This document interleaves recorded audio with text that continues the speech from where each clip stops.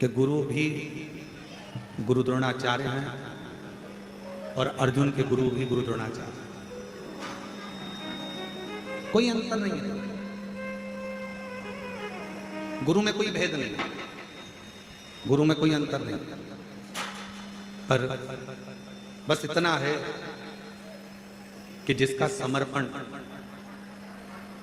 जिसका मन, जिसकी चित्त, जिसकी वृत्ति गुरु की वाणी पर अड़िग हो गई, गुरु के शब्द पर अड़िग हो गई, उसका हाथ स्वयं द्वारकाधीश ने पकड़ा और उसको पार लगा दिया।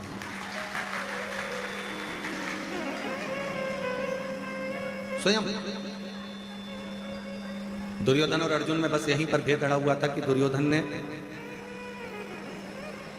गुरुदेव ने जब कहा तो दुर्योधन ने उस बात पर विश्वास नहीं करा, उस बात पर भरोसा नहीं करा, और अर्जुन ने गुरु की वाणी पर पूर्ण भरोसा किया, पूर्ण विश्वास किया। थोड़ा ध्यान दीजिएगा कथा की ओर, जितने श्रोता इसका चैनल पर लाइव इस औसा लातूर की पवित्र कथा का लाभ ले रहे हों। शिवपुत्री, शिव जी की बेटियों पर आधारित ये कथा ऑनलाइन प्रारंभ हुई है, तो जितने भी शिव भक्त इस कथा को श्रवण कर रहे हों वो हृदय से ध्यान दिया, एक अपने माता पिता पर,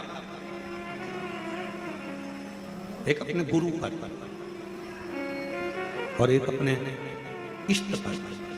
जो भी आपका इष्ट है, जिसका आप गुणगान कर रहे हो, जिसका आप जाप कर रहे हो, जिसका आप नाम जाप कर रहे हो, जिसका आप स्मरण कर रहे हो, जिसका आप कीर्तन कर रहे हो, जिसके मंत्र में, माला में, जिसके भजन में आप डूबे हुए हो, उसके प्रति, एक माता पिता के प्रति, दूसरा गुरु के प्रति, और तीसरा अपना जो इष्ट है। आपका इष्ट अगर शिव जी हैं तो शिव जी के प्रति, राम जी हैं तो राम जी के प्रति, कृष्ण जी हैं तो कृष्ण जी के प्रति, दत्त हैं तो दत्त के प्रति, देवी है तो देवी के प्रति, कुल देवता हैं तो कुल देवता के प्रति, आपका जो इष्ट है उस इष्ट के प्रति आपका विश्वास दृढ़ होना चाहिए, आपका भरोसा दृढ़ होना चाहिए। और हम भटकते कब हैं? जब हमारा एक बार कार्य नहीं हुआ, भगवान ने थोड़ी सी परीक्षा लेना प्रारंभ करी, थोड़ी सी परीक्षा परमात्मा ने लेना प्रारंभ करा, तो हमने भटकना प्रारंभ करा,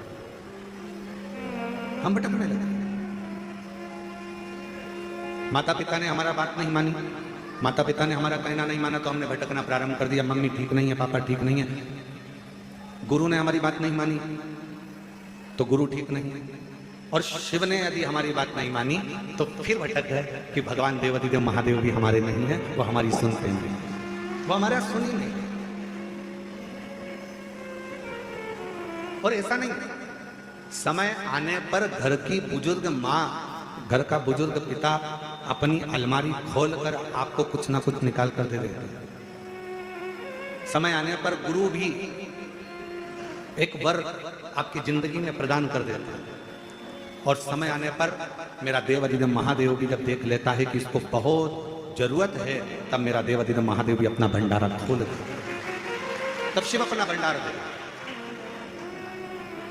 और तेरा ही दिया मैंने खाया पिया, तेरा शुक्रिया है, तेरा शुक्रिया है, मुझे भोले बाबा ने बहुत दे दिया है, तेरा शुक्रिया है, तेरा शुक्रिया है। ये जायदाद दी है, औलाद दी है, मुसीबत में हर वक्त इमदाद दी है, तेरा ही दिया मैंने खाया पिया है, तेरा शुक्रिया है, तेरा शुक्रिया। मेरा शिव, मेरा ओघड़दानी, मेरा शंभु, मेरा त्रिकालदर्शी, मेरा कैलाशी अविनाशी, मेरा कुबेरेश्वर महादेव, मेरा महाकाल राजा इतना सरल है कि आप कहीं पर भी बैठकर उसको मात्र याद करते हो और मेरा कुबेर भंडारी तुम्हारे भंडार भरना प्रारंभ कर देगा। कितना सुंदर एक प्रसंग आता है, बड़ा ध्यान दीजिएगा एक प्रसंग पर। एक छोटी सी लड़की थी,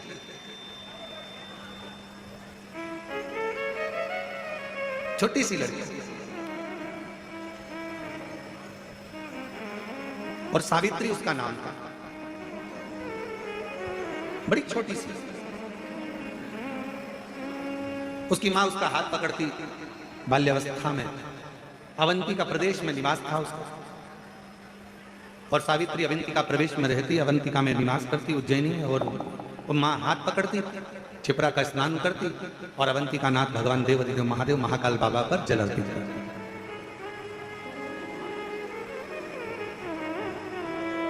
ये छिपरा मां का दर्शन जो आप उज्जैनी में करते हो, अवंतिका प्रदेश में करते हो, जाकर आप अवंतिका नाथ का उज्जैन में महाकाल बाबा का दर्शन करते हो, तो छिपरा जी आपको उज्जैन महाकाल से थोड़ी दूरी पर दिखती है। पर शास्त्र जो कहता है, शास्त्र जो वर्णन करता है, वो शास्त्र कहता है कि अवंतिका नाथ भगवान महाकाल राजा के मंदिर का जो पीछे का दरवाजा था, पीछे का जो दीवार थी, उस दीवार से टिक कर छिपरा जी बहती थी। चंदन जी, कभी आप उज्जैन जाएं महाकाल बाबा का दर्शन करने के लिए, तो वहां एक चित्र भी आपको दर्शन करने को मिलेगा कि, या आप पूर्व में यदि दर्शन करेंगे तो उसमें आपको दर्शन करने को मिलेगा कि महाकाल राजा विराजमान है, छोटा सा मंदिर शिवालय है, और उसके ठीक पीछे से मां छिपरा बहकर जा रहा है, ठीक पीछे से। अब धीरे धीरे धीरे धीरे बस्तियां बस्ती चली गई, और छिपरा मैया थोड़ा पीछे की ओर अपने भक्तों के लिए हट चली। अवंतिका नाथ आराम से बैठा। पहले क्या होता था कि माई का जल भरकर, छिपरा महारानी का जल भरकर सीधे महाकाल बाबा पर चढ़ जाता।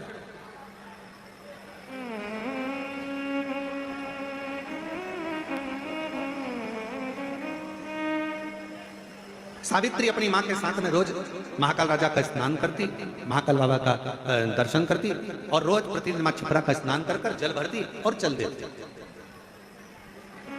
बोल बम बोल बम बोल बम बोल बम बोल बम बोल बम बोल बम बोलते बोलते बोलते बोलते। अच्छा, दुनिया के लोगों को लगता है, यहाँ पर हमारे छत्तीसगढ़ वाले विराजमान हैं, दयाल सिंह जी, इनकी समिति का नाम बोलबम समिति है। तो बोलबम का मतलब जरा ध्यान देना, एक पत्र है बड़ा अच्छा,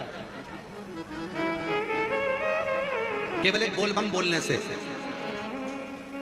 केवल एक बोलबम बोलने से कितना अंतर पड़ता है, जरा इस पत्र के माध्यम से देखिए।